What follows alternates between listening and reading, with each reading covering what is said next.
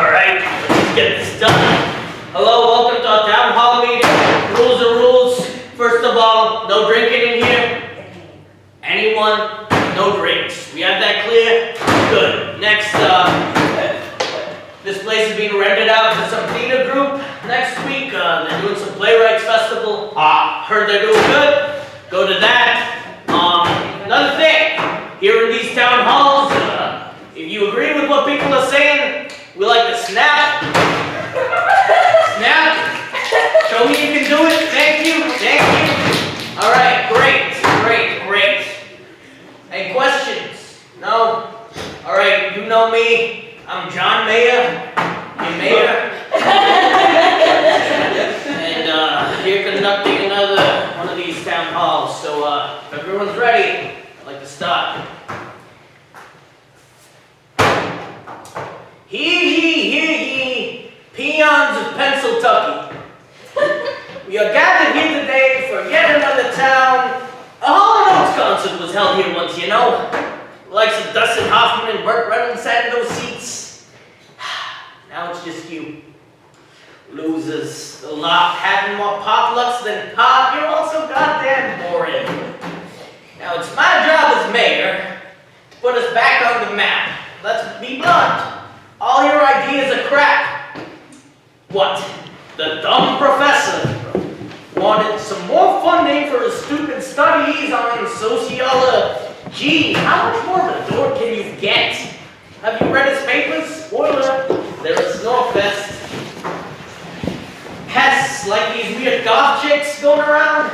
Sorry, what's the term? A cult? Girl, you're about as any as James K. Polk. Get a hobby or a job. Find something or someone to do. Who else is there? Oh, yes, you. The soccer mom who lives on the corner of 6th Avenue in Hell. Sending in petitions on teaching kids how to spell. Look, I don't give a shit about all the letters you sent. Oh, how will we raise our kids? Lady, I'll raise your rent. Oh, and of course, here are the kids. Greta Thunberg's more like get a grip. Selling overpriced cookies, stale as rocks. Why can't you just be more like Goldilocks? Get eaten by a bear or something. I'd like to recognize the presence of our town sheriff, Jim. Jim, I've known you for 23 damn years, and let me tell you folks, you might as well be a Roomba. Biggest suck-up you've ever seen. I'm surprised your name isn't Matt. Let everyone walk all over you. And he's the toughest one in here, folks. Oh, and who do we have here? It looks like Ariana huffed a little too much drugs. Looking for a scoop, try Ben & Jerry's. Trying to win an Emmy, but barely has a bachelor's degree. This fucking time. Brownie. These brownies are shit. Over there, Chief. Thank you. You don't want this. No. Stupid down, stupid brownies. It's Halloween. Why am I even here? Anyway. Listen up, all you losers. Here's the plan. A new hotel in the center of the city. We'll use some of the soccer field, some of the science building. Oh, and part of that weird goth kid shack that shot it. Want to change my mind over my dead? Everybody say that! God damn it. Shit.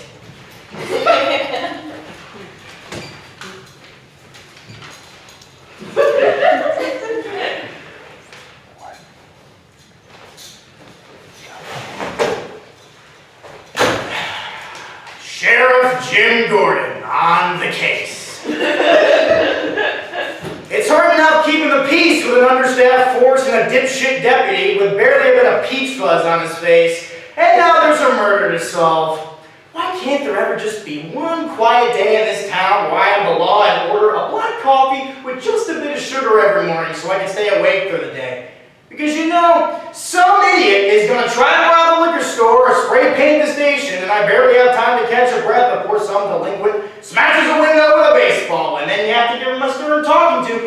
you know goddamn well his parents won't do it. And now my life has to get a bit more exciting because somebody killed the freaking mayor. Well, who wouldn't want to kill the mayor? He was kind of an asshole anyway. Taking away funds from an already underfunded police force just so we can increase the property value of this middle of the nowhere pit stop of a town. What was so wrong with the way things were before? Why did things suddenly have to change just for a quick buck? Sometimes quiet and peaceful is enough. I mean, it could be quiet and peaceful, not that damn witch who lives in the woods with her damn pranks every other day. We've been trying to pin her down for weeks with her devious antics. I know it's her. She just has to be. She's just not right like the rest of us. She doesn't seem to get it. And if one more goddamn cat goes missing, I'm gonna lose it. Because I was the fifth one this week. I mean, come on, do you think anyone else could have done it? She's always cursing the world and putting hexes on us. I doubt many of these people even have the time. What does she even do all day? Sit around and cast spells? It's easy to think the loner is responsible when the rest of us are working 9 to 5 just to get by without having the benefit of magic powers to make us food and drink. No, we just had that shitty diner up on 5th with the runny eggs and undercooked meat. That's not the worst of it though. You think that swine flu bug going around last year was an accident?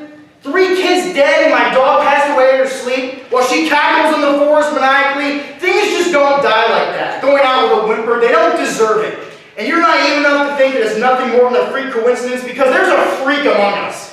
And she let loose the wrath of hell upon our town. Like Cersei, she's poisoning you to think she's on your side. A lonely crone in the sea of normal townsfolk, where she's leading you to, like Odysseus, into the souls of the underworld. If there's anything my old man taught me, it's to trust your gut, stick to your guns, and shoot them well. Nobody knows this town better than me. A lawman, a friend when you're in need. As much as I bluster and fuss, I really do care about this place, about all of you. And I want you to feel secure in your own place, this place that we've come to call home. If you really want to keep yourself safe, you'll let me do my job and put this witch away.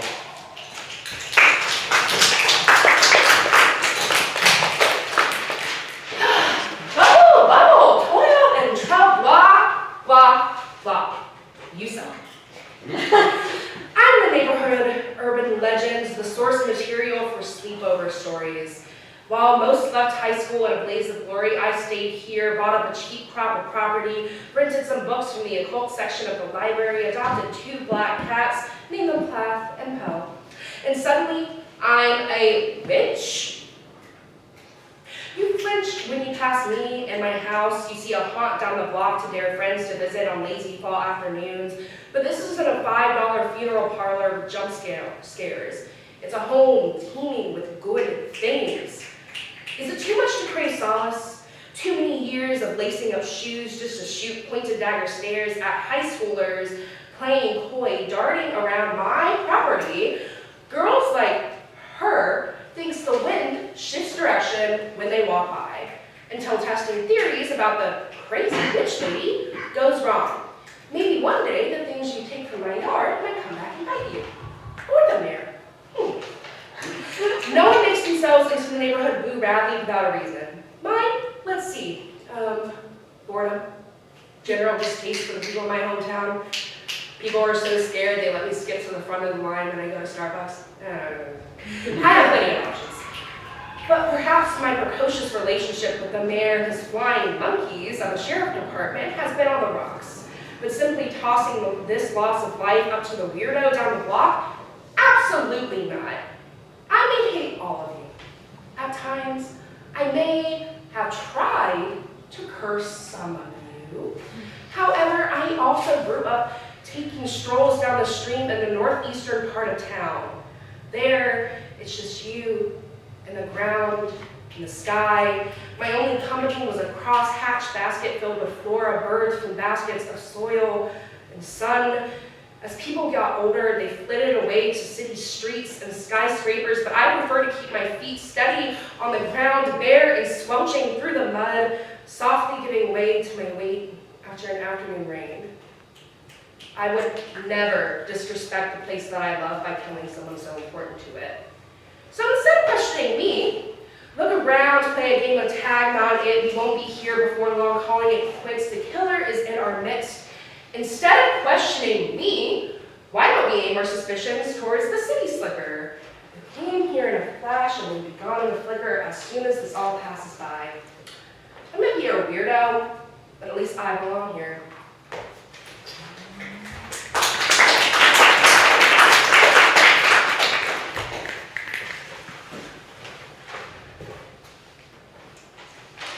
I learned how to make brownies before I learned how to read.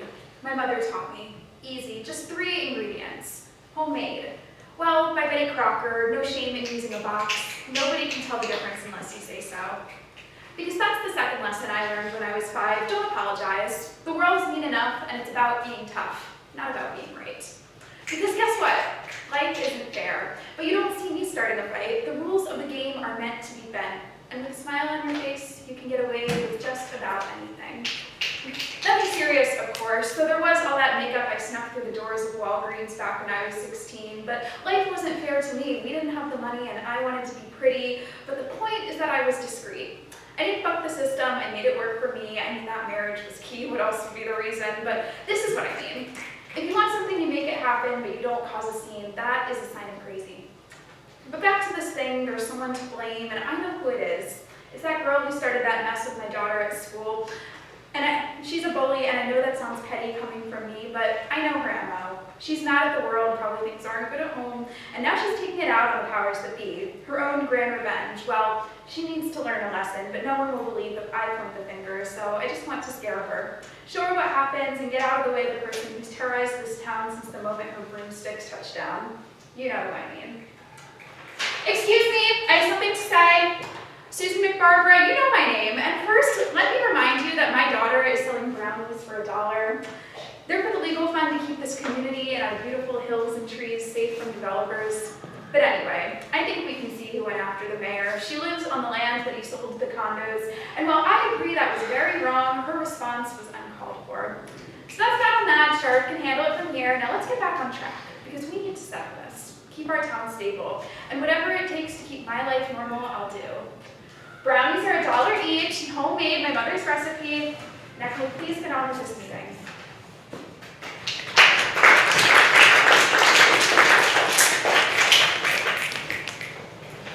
Hi, I'm Cindy, but you might know me better as class president. I run every year. My mom also aids me in making brownies. I don't know if she's so sincere. When I heard of the murder, all I could think was, oh dear. When I was younger, I liked to hold my doll.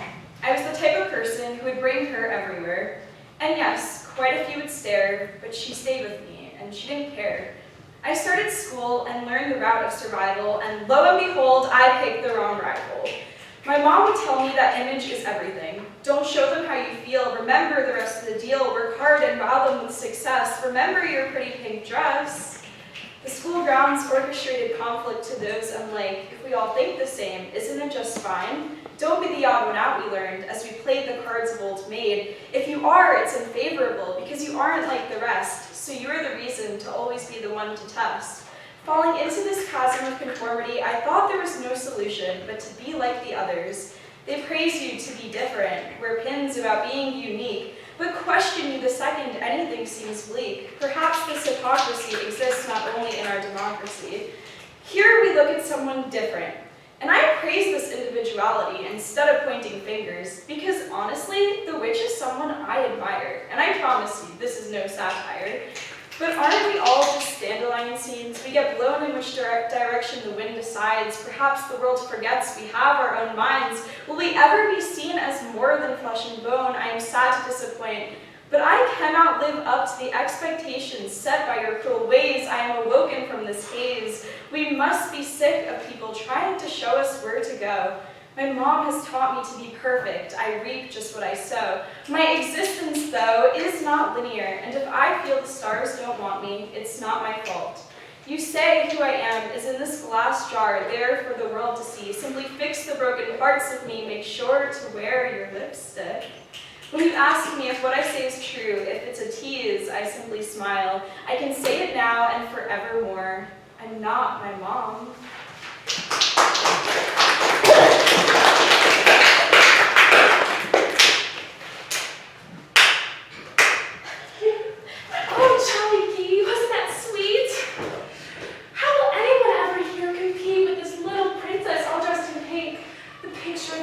How could anyone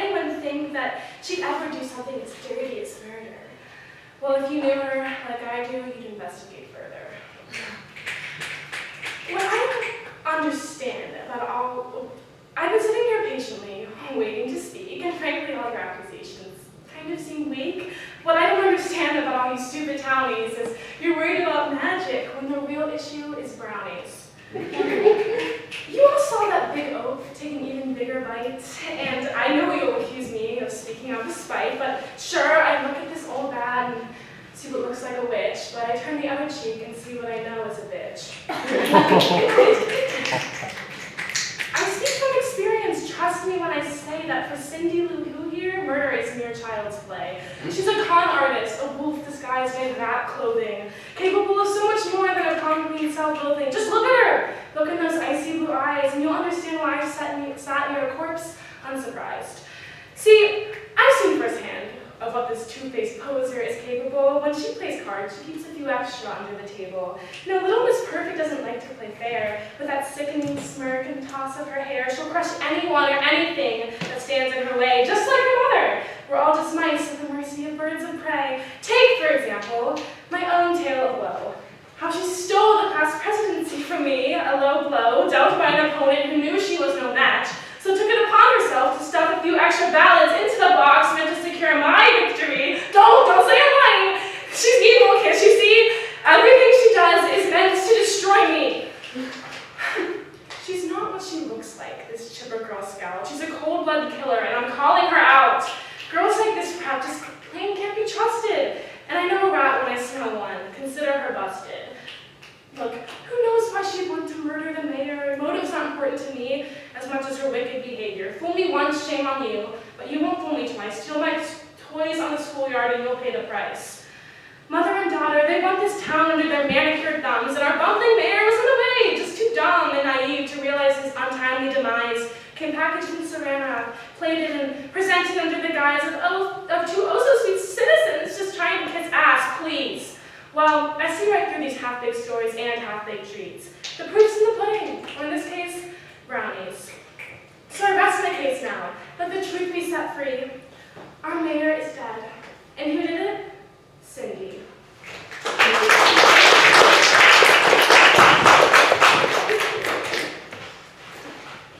Okay. Now this is good. If it wasn't the mayor, it would have been me next. I was bored half to death. Sorry, yeah, journalists are known for being too sensitive, so let's get back to the facts. There is nothing going on in this town. It's a dead-end, one-pump, horse-drawn collection of houses and people stuck in the past, not moving too fast, what a cast, and yet I'm assigned to write about them. What even was the topic? A new hotel? God, I knew this wouldn't go well. These people don't like change. They find it strange to think that things could actually grow besides the vines choking their homes or the discord that they sow.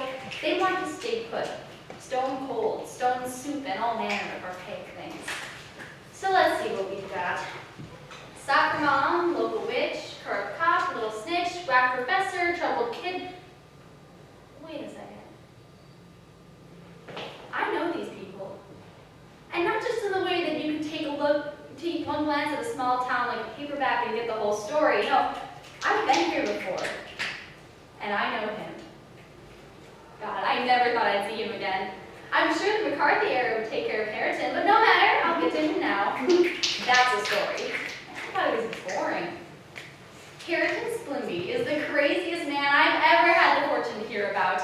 He's a goldmine of media material, among the most memorable Marxists and my murder suspect.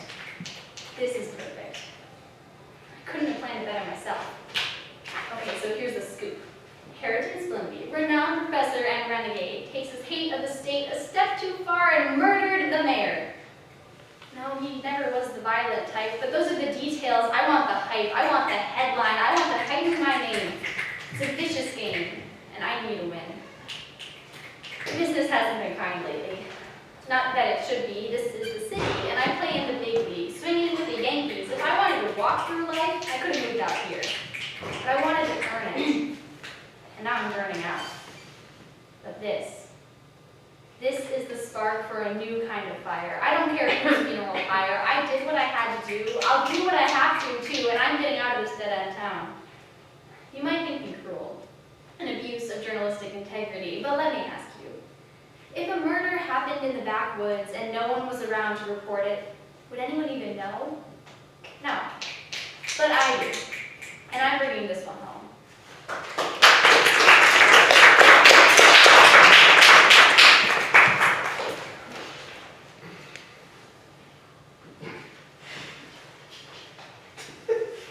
Perhaps introductions are in order. Professor Harriton Splinby, PhD, lecturer at a local university. Perhaps you've heard of me? My name made the rounds a few years back. Those media hacks dragging my name through the filth and muck for a quick buck. But never mind. Let's just get back to the matter at hand. Eye of newt and toe of frog cry from the mouths of demagogues, whilst churches and the synagogues blaspheme of geocentric theory. Here, do you all realize that a man lies dead? Whatever is left should be left unsaid. He's dead. He's crossed the river Styx, and while I know we're in the Styx, can we move on from debating the bed knobs and the broomsticks, you God-forsaken hicks? Pray tell, what divine static licked the corner of his mind? What is more likely than him consuming arsenic or cyanide? What pagan hex vext him so? What contract bargained from below? No, I almost call it tragic that you're all blaming some pantheonic magic, almost as if someone planned it. It was you, wasn't it? Sheriff Gordon, you killed the mayor. And you accused this heathen woman, and for what? Never mind, I don't care.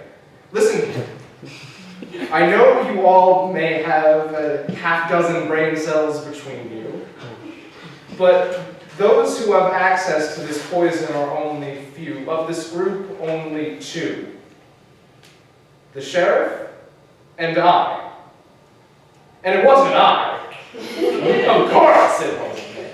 Why would I mention cyanide as the thing that killed John Mayer? So it has to be the sheriff. Probably slipped it in his water, used the brownies as fodder, before blaming it all on the witch to divert suspicion. But it wasn't me.